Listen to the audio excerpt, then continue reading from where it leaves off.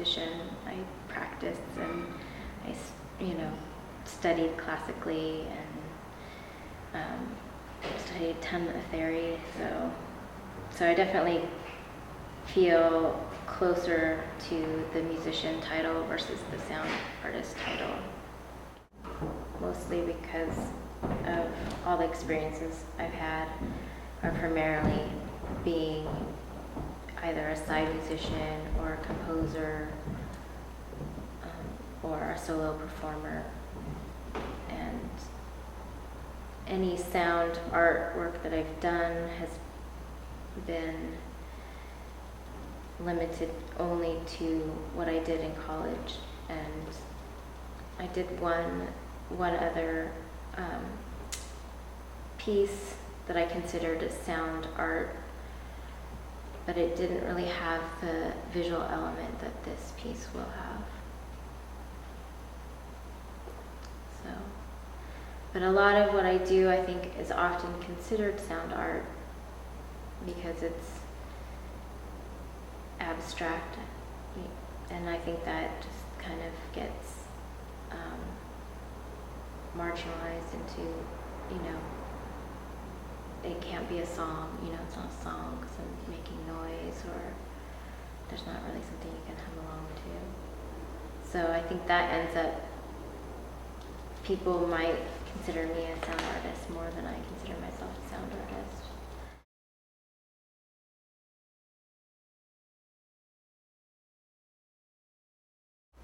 There's a lot of it that's very similar, and it's in terms of editing sound and taking different sound files. I do that with my electronic music, and so really it's not that far removed from music that I'm already doing. It's just presenting it in a different format. And so instead of just having PA speakers to, or a larger system, basically there's going to be 4 channels, and it's just all these little speakers. So it's just moving, what I'm doing already electronically, but moving it into a different shape, moving it into a different presentation in terms of where the sound is coming from and how it's, going to be perceived, how it's going to be viewed. That's the biggest difference. But in terms of my it changing my musical process, I don't think that there's too much that would be different between how I edit and sample music for when I do electronics as a live performance. A lot of, also when I was at Mills, I focused on doing multi-channel work, harp with 4 channels. And so this piece has 4 channels too, so that's something that I've already worked with in terms of moving sound around. And taking into consideration where the audience is and where the sound is in relation to the audience. For this, it's very similar to me.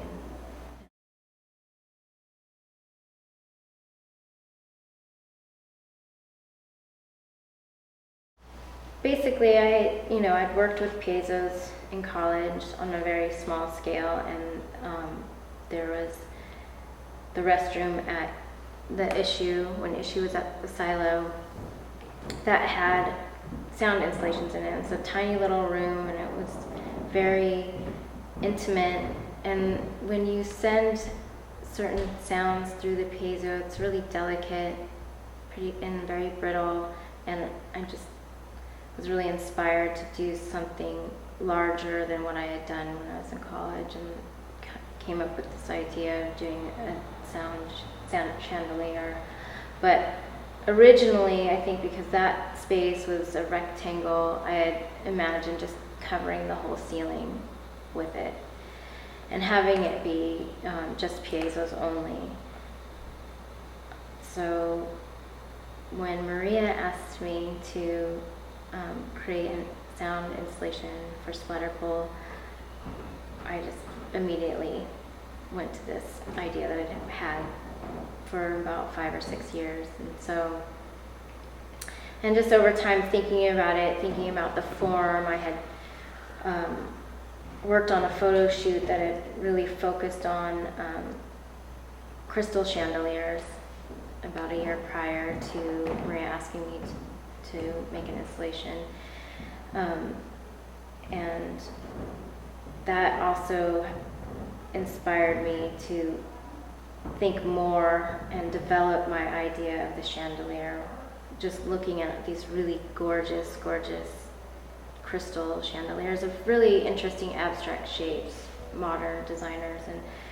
And my original idea with the net version of the chandelier was this idea because Issue was such a place that, you know, people from all over the world came through to play or to, you know, see shows, that I thought it would be a really beautiful idea to just get them from all over the world. So that's, you know, a larger scale chandelier, still venture, you know, reach places farther than New York. Everyone that submitted lives here in New York or, you know, near in the tri-state area. But so that was part of my original idea. And then when I was creating, and I hadn't totally solidified that that was how I was going to do this particular one until I found the shape, until I found the constellation, and that particular constellation is meant in mythology as Path of Souls. It's like the water bearer, I think, pours the water into this constellation. So that made me definitely want to reach out to other people and invite people to submit a piezo, to submit a sound file, and to get these different personalities inside the chandelier. So yeah, it's been an interesting process.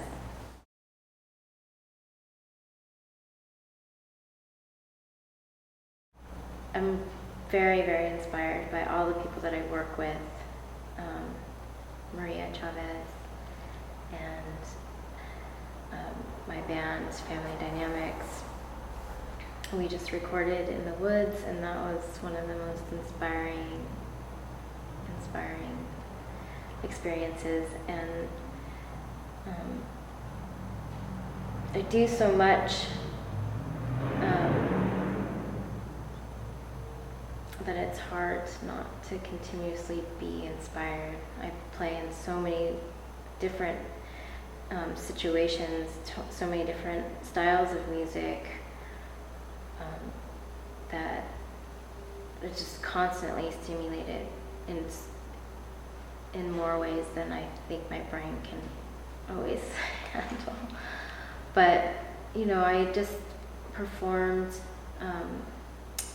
for a CD release for Merce Cunningham Dance Company.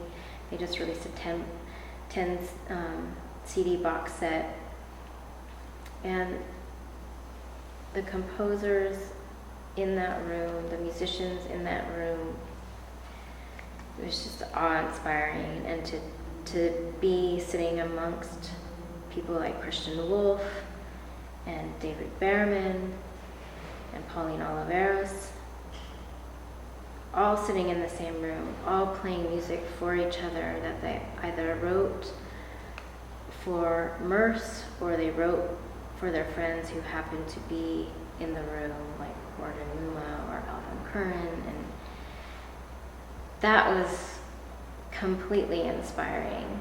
There's a whole generation of older composers that just lived as a community and really are still very tied to each other, even though they have gigantic musical lives individually.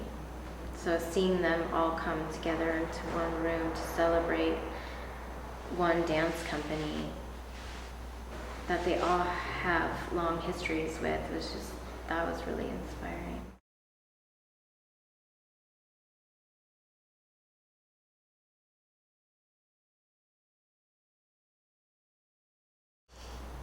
I'm excited. Thank you, everyone. I love you.